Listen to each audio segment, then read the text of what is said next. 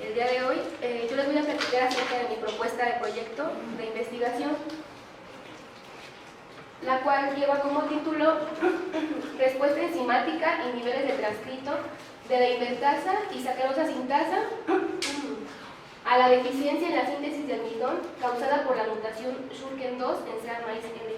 Cabe señalar que este proyecto lo haré en colaboración con el CIDESTAB Irapuato.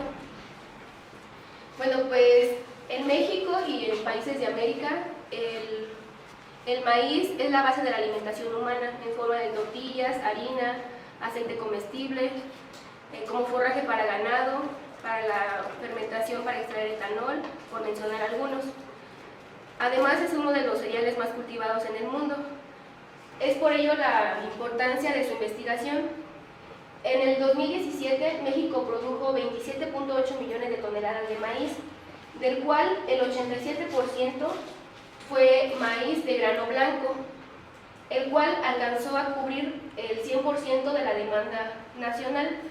Por otro lado, solo produjo el 13% de maíz amarillo, que solo alcanzó a cubrir el 23.95% de la demanda nacional. El resto se tuvo que importar. Aquí les muestro una proyección que se hizo basándose en datos históricos del consumo y la producción del 2003 al 2016, y podemos ver que para el 2030 estaremos produciendo lo mismo que estaremos consumiendo. Quiero remarcar que México cuenta con un potencial de casi duplicar la cantidad de producción. Esto es en maíz blanco. Sin embargo, en maíz amarillo, para el 2030 no estaremos produciendo ni la quinta parte de la demanda que tiene México. En el 2018, el consumo mundial fue de 1.098.4 millones de toneladas, de las cuales México solo aportó el 2.5%, colocándolo en el quinto lugar de los países con mayores producciones. Este consumo fue principalmente para la producción pecuaria y el resto para productos de consumo humano y de la industria. La planta de maíz pertenece a la familia de las Poaceae. Es una planta anual con un sistema radical fibroso y su forma de reproducción es por polinización cruzada. Podemos observar su flor masculina llamada panícula y su flor femenina, que después de la fecundación dará origen a una infrutescencia. El grano de maíz es un fruto independiente llamado cariópside, el cual principalmente está conformado por tres partes: el pericarpio, endospermo y embrión. La estructura del endospermo está principalmente, su estructura donde contiene sus sustancias de reserva, principalmente carbohidratos y proteínas. Quiero resaltar que esta estructura del endospermo representa el 72% del peso total del grano. En esta gráfica les quiero mostrar cómo está distribuido, asignado el peso seco total de una planta en los diferentes tejidos. Cuando una planta está en antesis, podemos ver que el 13% corresponde a vaina, el 24% a la lámina y el 38% al tallo, señalando que estos tejidos son tejidos fuente.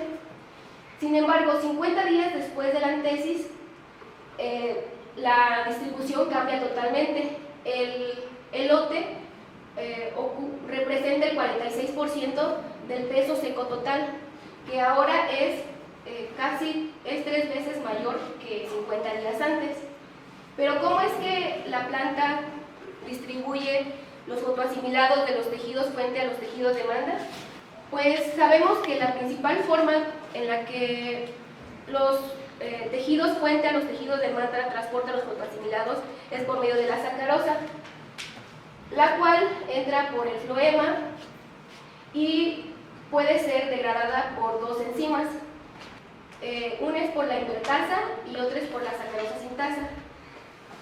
Cuando es degradada por la invertasa, esta la degrada en glucosa y fructosa, Y cuando está en presencia de UDP y la degrada la sacarosa sintasa, la degrada en UDP glucosa y fructosa. Esta UDP glucosa se va a la vía de la síntesis del almidón, en la cual a lo largo de varias reacciones con la ayuda de la fosfoglucomutasa entra al plastidio convertida en glucosa 1-fosfato y junto con el ATP sirven como sustrato para esta enzima que es esencial y precursora de la síntesis del almidón, que es la ADP glucosa pirofosforilasa. Esto se conoce que pasa en cereales, en tejidos, en granos que su sustancia de reserva es el almidón, pero ¿pasará lo mismo en granos dulces? Pues hasta el momento no sabemos. Sin embargo, en el mercado los fitomejoradores están en la búsqueda de variedades con granos más dulces. Principalmente Estados Unidos es donde prefieren un elote dulce y nosotros pues lo consumimos como hortaliza en fresco. En la búsqueda de estas variedades de maíz dulce se han encontrado varias, aquí solo les muestro algunas, las cuales su característica principal es que tienen un cierto grado de dulzura. La sacarosa puede ser degradada por sacarosa sintasa o por invertasa, y que el producto de la sacarosa sintasa se va a la vía del almidón. Pero si esta enzima está inactiva, que es la precursora de la síntesis de almidón, ¿qué es lo que está pasando dentro de la semilla? ¿Cómo estas otras dos enzimas logran esos cambios y logran el efecto de incrementar la sacarosa en el grano? Pues no lo sabemos. Sin embargo, antes se creía que solo un gen codificaba para cada una de estas enzimas, pero ahora con la secuenciación se ha visto que pueden existir varios genes que codifican para una misma enzima. A estos genes se les llama isogenes o isoformas, y al conjunto de genes que dan lugar a una enzima se le llama familia de genes. Por ejemplo, se estudió en maíz en el 2018 las isoformas de invertasa. Esta familia tiene 21 integrantes, las cuales algunas están en vacuola, otras en pared celular y otras en cloroplasto. Para sacarosa sintasa se ha visto que tiene 6 isoformas, y para ADP glucosa pirofosforilasa tiene 7. Esto vuelve más complejo el entendimiento del metabolismo,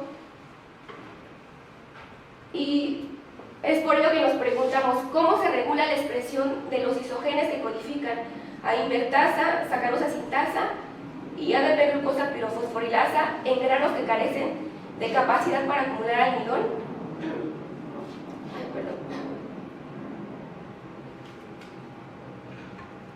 Bueno, pues ya que estamos interesados en aportar al conocimiento los puntos de regulación en la vía de síntesis de sacarosa y almidón, además de establecer las bases que definan la composición de los granos en maíz. Para esto nos planteamos el siguiente objetivo, que es determinar el efecto de la deficiencia en la síntesis de almidón causada por la mutación de ADP glucosa pirofosforilasa en los niveles de transcrito y actividad enzimática. Tenemos la siguiente hipótesis. La mutación Shurkin-2 es deficiente en la actividad de la enzima ADP glucosa pirofosforilasa, por lo que los genes que codifican a las enzimas que degradan la sacarosa modifican el contenido de sacarosa y almidón en el grano. Para poder comprobar qué es lo que está pasando y entender el metabolismo sacarosa-almidón, proponemos los siguientes materiales. Contamos con 2 variedades de maíz, una chalqueño y el otro chalqueño, pero con la mutante Shurkin-2 introgresado. Estas dos, para poder tener el contraste, cuando no está presente la mutante y cuando sí. De aquí tomaremos 100 granos al azar de cada una, la mitad para análisis molecular y la otra mitad para análisis bioquímico. Dentro del análisis molecular, lo que queremos es ver cuáles de todas estas isoformas, de la sacarosa sintasa, invertasa y AGPasa, en total son 34 genes. Queremos ver cuáles de estos genes se están expresando en el grano, y para eso seleccionamos nuestros genes de interés, y cabe señalar que ya tenemos los primers específicos para cada isoforma.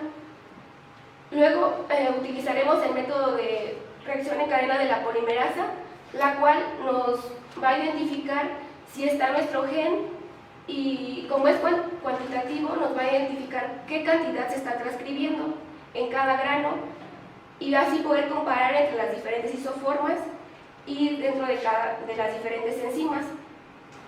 Para esto haremos una extracción de RNA mensajero con trisol, luego haremos una síntesis de cDNA, y por último haremos el PCR en tiempo real, el cual consta de 3 etapas fundamentales, que es la desnaturalización de la doble cadena, la amplificación y la cuantificación.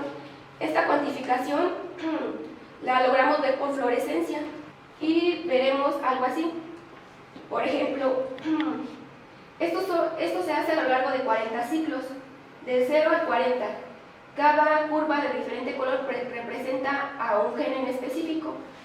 Por ejemplo, el de rojo requirió menos ciclos para que lográramos ver su fluorescencia. En cambio, el morado requirió más ciclos para que lográramos ver su fluorescencia, lo que quiere decir que el rojo se está expresando más, a diferencia del morado. Hasta aquí solo tendremos qué genes se están expresando en ese momento en cada grano, pero no sabemos si después de la traducción estos van a generar una enzima con actividad, por lo cual mediremos la actividad enzimática de las diferentes enzimas de nuestro interés. Esto será por enzimas acopladas, es decir, tendremos un extracto, 2 extractos de cada tejido, o a uno le desnaturalizaremos la enzima y al otro no, y si está la enzima presente, pues tendríamos que tener UDP-glucosa y fructosa.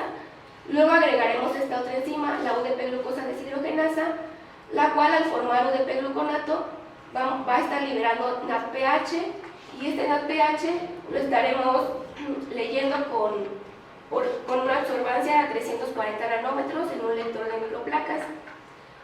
Así lo haremos con cada una de nuestras actividades, y para corroborar nuestra expresión de gen, la actividad de la enzima, también mediremos los productos de estas enzimas, de la degradación de estas enzimas. Mediremos la glucosa, fructosa, sacarosa y almidón. Igual por enzimas acopladas en el lector de espectrofotométrico. Ya luego que tengamos nuestros datos, haremos un análisis de varianza y pruebas de medias, además un análisis de componentes principales para ver cómo están relacionados los diferentes genes con los granos y las actividades de las enzimas con los granos. Bueno, y este proyecto está dirigido por el doctor Daniel Padilla Chacón, la doctora Mireya Burgos Hernández, el maestro Antonio García Esteva, y como asesor externo el doctor Axel Thyssen Fabián. Este es mi cronograma de actividades. Me encuentro en el segundo cuatrimestre, estoy en cursos y en análisis bioinformático como base de mi proyecto. Además estamos en la escritura de un manuscrito. Estos son mis datos. Cualquier pregunta o recomendación será bienvenida. Muchas gracias.